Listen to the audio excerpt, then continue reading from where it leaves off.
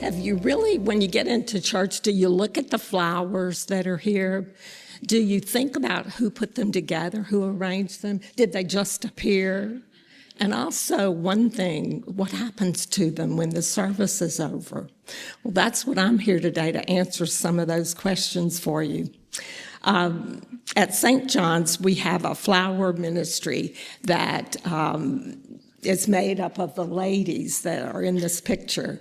I think all of us in this picture would say the two most important ladies are Pat Cobb and Harriet Walters. Pat Cobb arranges these flowers almost every Sunday, and Harriet Walters is in charge of seeing that someone on the ministry team takes apart those flowers after worship and rearranges them into 2 or 3 bouquets that are taken to people that maybe are homebound or dealing with physical or personal challenges. Sometimes they're taken to someone who's had a wonderful blessing, maybe a new baby or just a real special birthday. All of the ladies on this team form the flower ministry team. Several years after Jerry and I joined, my husband Jerry and I joined St. John's, he had some medical issues.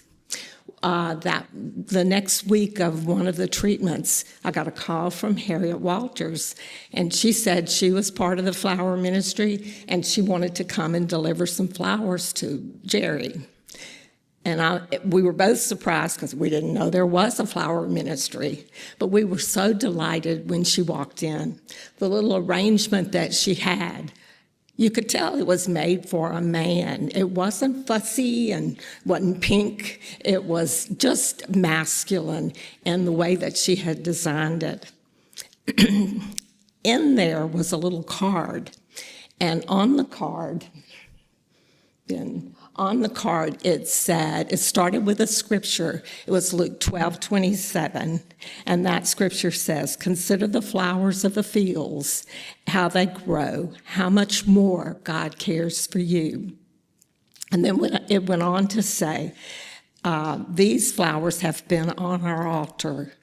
They have heard the hymns that have been sung, the prayers that have been offered, the sermons that have been preached. Now they have come to you, and in their silent way are sharing with this joy with you. Harriet stayed for a little while and shared with us more about the flower ministry. And, you know, she can be really excited about something she loves.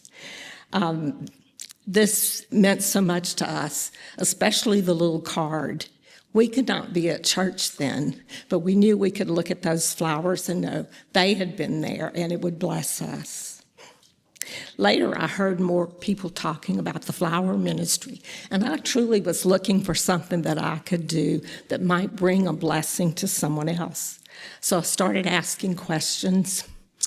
Next thing I knew, I was at Pat Cobb's house on Saturday morning with several members of the ministry, flower ministry, arranging flowers for the service on the next Sunday morning. I was hooked. The next thing I knew, I was given a Sunday that I was in charge of rearranging the flowers and taking those to people that just needed some encouragement. My husband, Jerry, became very involved, too, because he became my driver, and he was able to go in with me to deliver some of the flowers. I started this because I thought it would be something where I could be a blessing for someone else, but with encouragement or a smile. But I was not prepared for the many blessings that I received in doing this ministry. Well, you might wonder how you could be involved in this flower ministry. The first thing would be to make a donation so the flowers could be purchased and the arrangements be made. This is one Pat made yesterday with my assistance, of course. Pat creates you could do the donation as a to celebrate someone's birthday or anniversary or just anything special in your life that you would want to have the flowers donated to. There is a calendar on the wall outside the office in the administrative building, and you can go over there and pick out your Sunday and sign up, and then someone will contact you to let you know what you do from there. We're making it even easier. In your bulletin, you can look, there is a QR code on the back where the flower ministry is, and you can scan that and find out more about this wonderful ministry. If you want even easier, you can look up Mary Madeline in the Northex when the service is over, because she's agreed to sign anyone up that would like to donate some flowers. The second thing is that you can volunteer to help Pat Cobb arrange these flowers on Saturday. This is a joy that has been given to me because I consider her, I am her helper. First we said sous chef, that didn't work, so we just came up with I am her assistant. When I get to her house, she's purchased the flowers, she has the design in her head, and we get to work in getting the flowers arranged. The best part is getting to know Pat Cobb. As we all know, she's 94, going on 36, and she is a real blessing to be around. She and I both say we like that as much as arranging the flowers.